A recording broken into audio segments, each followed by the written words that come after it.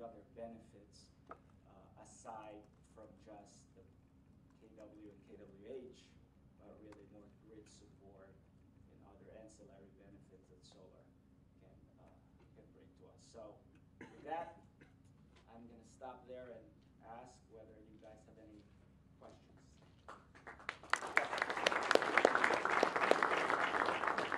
just wondered if you could elaborate a little bit more on your schedule and kind of timing on the SMAT program and expectations for industry engagement.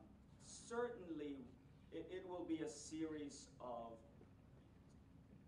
when I mentioned that we were looking at the various slices of the cost pie, it will probably be a series of solicitations. So we may look at permitting, for example, or interconnection, standardizing interconnection. That will be one solicitation that we will put out and working with industry. So it will be a series. It will start this fall and will go all the way through early next year. Yes? You might not be the person to ask, but you had the map on slide 9, so I'll ask you. You had solar and power zones in New York City on the map. 2 questions. What exactly occurs in the solar and power zones? And second question is, why were they so randomly splotched around the city? I will get the subject matter expert to talk about the solar and power zone. Actually, Connection is also in the movie. I don't know if you're pointing at me or Margaret. You go first, Margaret. Yeah. Both of you. See if they say the same thing. Well, that's good. It will be, if they say different things, then we're in trouble. So a part of the NYSERDA solicitation for the geographic balancing column was that a requirement that the utilities identify locations where solar would provide the most benefit.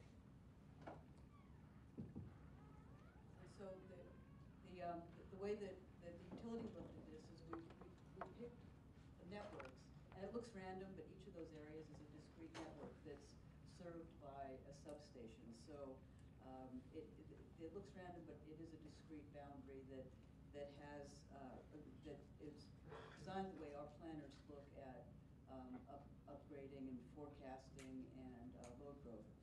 So those were areas where there was a certain megawatt need in the future, and they were also day peaking. So some of the networks, especially the residential networks, actually have their peak at night. Those networks that were identified are day peaking, and they have some megawatt need. So and there's enough roof space that potentially they could reduce the megawatt need or defer the substation upgrade need. So that's how those allocations are made. The other utilities also in the downstate geographic balancing pond also identified, they use different metrics as well based on their planning metrics.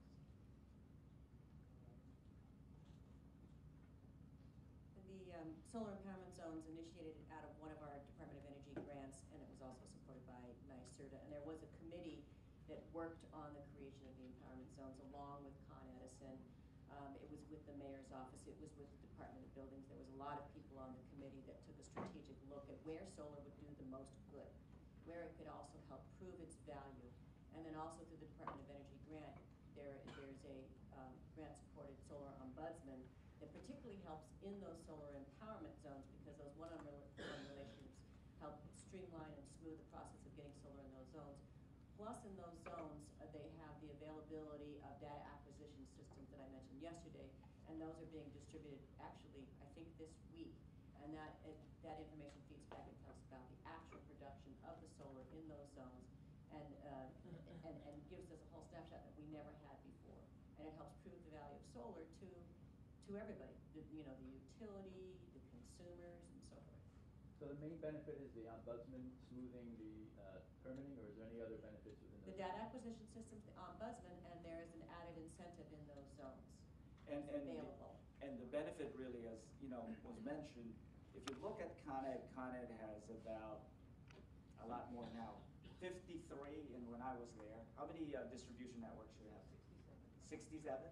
67. So I used to work at Con Ed, and at the time there were 53, and they kind of re-sliced the network. There were about 67. Think of Con Edison would have 67 mini distribution grids. And in each of the grid, they plan for capital investment and expansion. So in areas that are day peaking, where they're planning to invest money, instead of investing money in capital investment, they can defer those investments if solar will flourish in those specific mini grids, if you may. So that is the benefit from the utilities perspective.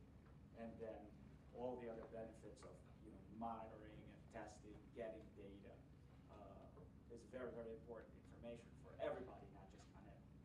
And I'll just add one thing, different in New York City, and it's really hard to get this message across to the public and the media, is that it's not just the numbers, because they want to look at the numbers. How many megawatts do you have there? How many, can you get, it's where the solar is placed. We're not, this isn't a field, out somewhere. This is on this side of the meter.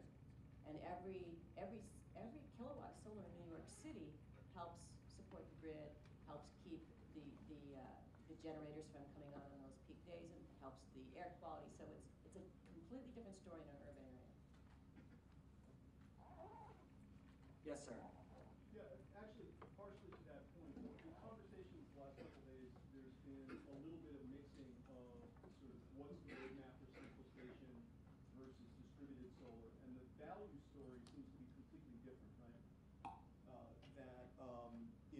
In central station, we had these very aggressive targets for what the panel cost needs to be, and you're competing with 4 or 6 cent power depending on where you're located. Whereas in New York City, the value story in some of the nodes, 30 cent power, 40 cent power could actually be a good idea. And it seems to me when we talk about where we're investing these acceleration activities, that the difference between permitting rooftop solar and getting through my town of New Scotland permitting for my roof versus permitting central station are completely different. So I was curious, especially since NYPA doesn't do much in the distribution end, if you had a position on central station versus distributed, and if there are sort of different champions for the different paths, or am I just weird that I think they're that different? You're certainly not weird. I think you hit it, you have the situation properly framed.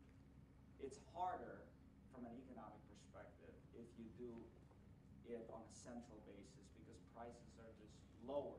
You're competing versus a lower price point, especially now, with lower demand because of the economic recession, with very low gas prices. It's very hard from an economic perspective to make solar work on a central, grid connected. So where you have, if you could do it on the retail side, especially with net metering, it's easier to make the numbers and the installation work. What I'm seeing happening with solar, instead of grid connected, and they do that in Nevada, et cetera, what I'm seeing now, power plant owners who own, for example, combined cycle plants, EPRI has been looking at this. In Italy, for example, what they do is they use solar to complement natural gas-fired generation. So they create extra steam to add that steam to the heat recovery steam generator to be able to put more output. So a lot of those kind of what I would call hybrid, to make central station more effective and efficient. We're seeing more and more of those countries like Italy, South Africa, etc. More questions? Thank you very much. And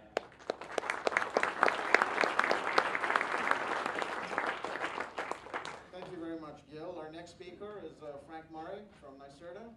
Frank was appointed President and Chief Executive Officer of NYSERDA on January 26, 2009. Prior to his appointment, Frank served as Senior Advisor at the International Environmental Consulting Forum, Ecology and Environment, where he provided strategic policy and market development guidance on environmental and energy issues to a number of private sector and not-for-profit clients. Frank also represented the Pace Energy and Climate Center and the Natural Resources Defense Council in the New York Public Service Commission proceeding to establish an energy efficiency portfolio standard program. Frank.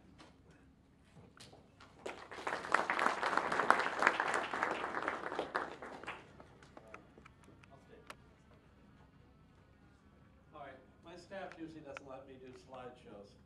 And it may be for good reason. I look forward to it. Thank you, Praveen. Good morning, everybody. Thank you all very much for having us here this morning.